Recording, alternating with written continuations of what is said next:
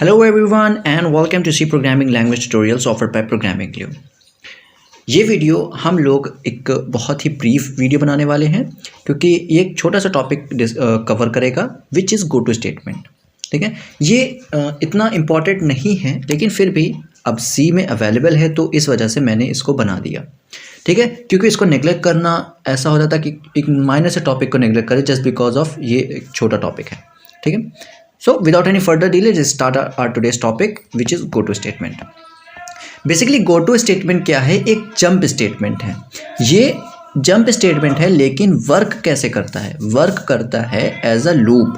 ठीक है, क्या होता है कि हम लोग एक लेबल डिफाइन करते हैं, लेबल के आगे लगाते हैं कॉलन, सेमी कॉलन नहीं कॉलन। ठीक है, और इसके बीच में कुछ लिखते हैं कोड। ओके, उसके बाद हम लोग गो टू कीवर्ड लगाकर ये जो लेबल होता है इसका दे देते हैं नाम। ठीक है, देखिए अब एग्जीक्यूशन कैसे होती है। जैसे डू वाइल होता है सेम लगभग वैसे ही एग्जीक्यूशन होती है। ठीक है, लगभग वैसे ही। मैं ये नहीं कह रहा कि डू वाइल, ये डू वाइल का एक दूसरा एक रिप्रेजेंटेशन है, ऐसा कुछ नहीं है, लेकिन एग्जीक्यूशन लगभग वैसे ही होती है। गो टू क्या करता है, क्या कहता है कंट्रोल से चले जाओ, मतलब गो टू जाओ लेबल पर। लेबल कहाँ? यहाँ चले जाओ और फिर से एग्जीक्यूशन शुरू कर दो। मतलब ये यहाँ पे चले जाओ और यहाँ से एग्जीक्यूशन फिर से शुरू करो। ठीक है, एग्जीक्यूशन करते हुए फिर से कंट्रोल आता है और फिर से गो टू मिलता है, फिर से गो टू कहता है लेबल पे चले जाओ। ठीक है, तो ये एक तरीके का इन्फिनाइट लूप बन जाता है। ठीक है, गो टू बार बार कहेगा लेबल पे जाओ, लेबल से फिर से एग्जीक्यूशन होगी, फिर गो टू कह देगा लेबल पे जाओ, तो एक इन्फिनाइट लूप बन जाता है। ठीक है, इस वजह से गो टू को एक इफ केस में लिखा जाता है ताकि किसी स्पेसिफिक कंडीशन तक ही गो टू चलता रहे। ठीक है, गो टू एक ऑल्टरनेटिव एग्जाम्पल हो जाता है, एक ऑल्टरनेटिव चॉइस हो जाती है लूप्स की जगह पर। ठीक है, ये लूप्स के जैसा वर्क करता है बट ये लूप नहीं है, ये एक जंप स्टेटमेंट है।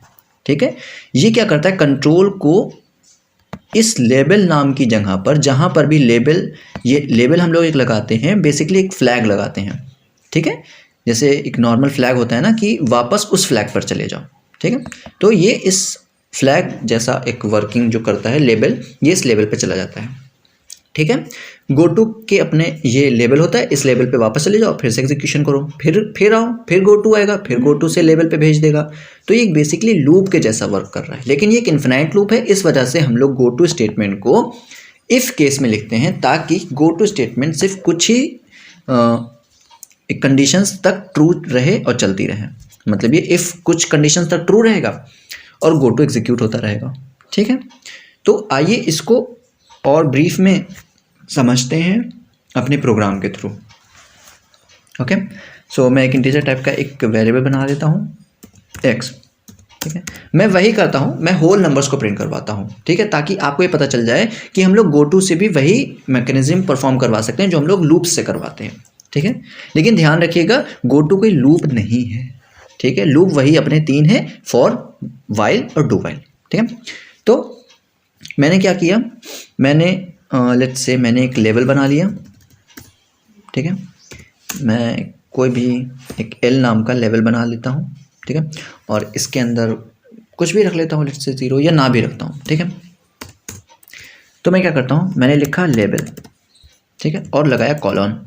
ओके, अब क्या हुआ कि मैंने लिखा प्रिंटफ %d बैकस्लैश और किसकी वैल्यू, x की वैल्यू।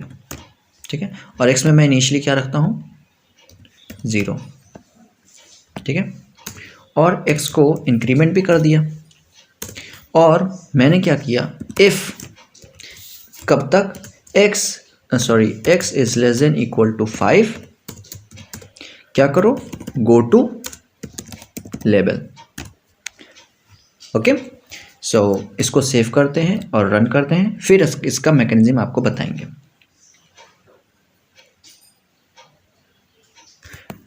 तो ये देखिए, ये 5 तक प्रिंट किया है, 0 1 2 3 4 5। चलिए होल नंबर्स प्रिंट करते हैं जैसा कि मैंने आपसे अभी कहा था। मैं इसको क्या कर देता हूँ, 9।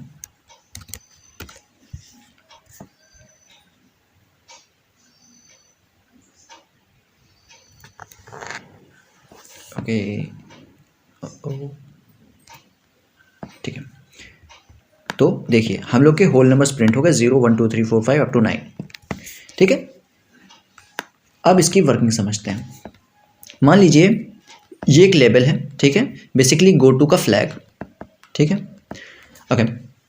तो अभी तो ये कुछ नहीं है, ये एक लेबल है, देखा गया, स्किप कर दिया क्योंकि इसका अपना कोई काम नहीं है। नेक्स्ट स्टेटमेंट होती है execute printf which is x की वैल्यू प्रिंट कर दो, ठीक है। तो x की वैल्यू पहले से 0 थी, 0 प्रिंट हो गई, फिर x को इंक्रीमेंट कर दिया गया, ओके। फिर अगर x है छोटा 9 से या बराबर है 9 के, तो इफ़ के अंदर आओ और गो टू लेबल, लेबल पे वापस चले जाओ।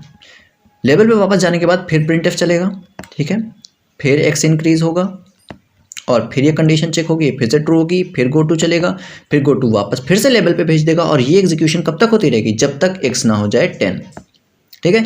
जब ये 10 होगी तो ये एग्जीक्यूशन, ये कंडीशन हो जाएगी फॉल्स और गो टू के अंदर जा नहीं पाएगा, कंट्रोल इफ़ की बॉडी के अंदर नहीं जा पाएगा और इफ़ के आगे कुछ लिखा नहीं है। तो जितनी बार ये गो टू ने लेबल पर भेजा है और उसके बाद जो एग्जीक्यूशन हुई है, ठीक है, ये ऐसे वर्क करती रहती है। मतलब गो टू क्या करता है, लेबल पे भेजता है, लेबल के बाद से फिर से कंट्रोल वैसे ही चलता है, फिर से उसे गो टू मिलता है, फिर से वो लेवल पे भेज देता है, ठीक है।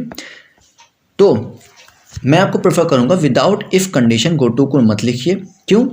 क्योंकि क्या होगा, ये एक इन्फिनाइट लूप बन जाएगा जो प्रोग्राम के पॉइंट ऑफ व्यू से होता है थोड़ा सा रिस्की।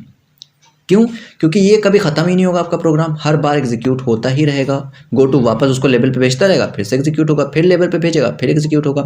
तो एक इन्फिनाइट लूप बन जाएगा, लेबल फिर गो टू, फिर ऐसे चलता रहेगा। तो गो टू को इफ़ कंडीशन के अंदर ही लिखें ताकि ये किसी एक परफेक्ट कंडीशन पर जब ये फॉल्स हो जाए तो प्रोग्राम एंड हो सके, ठीक है। तो आई होप कि आपको गो टू की वर्किंग समझ में आई होगी। ये एक बहुत ही सिंपल टॉपिक था, इसी वजह से जल्दी ये ख़त्म हो गया। सो अगर इस वीडियो में आपको गो टू समझ में आया हो कि गो टू जो कीवर्ड है वो कैसे यूज़ होता है, गो टू स्टेटमेंट कैसे वर्क करता है, तो इस वीडियो को लाइक करिए, चैनल को सब्सक्राइब करिए और बने रहिए हमारे साथ, क्योंकि ऐसे बहुत सारे इन्फॉर्मेटिव वीडियोस, ऐसे बहुत सारे टॉपिक्स सी लैंग्वेज के रिगार्डिंग कवर होंगे इस वीडियो लेक्चर्स की सीरीज़ में। Till then, thank you very much for watching the video.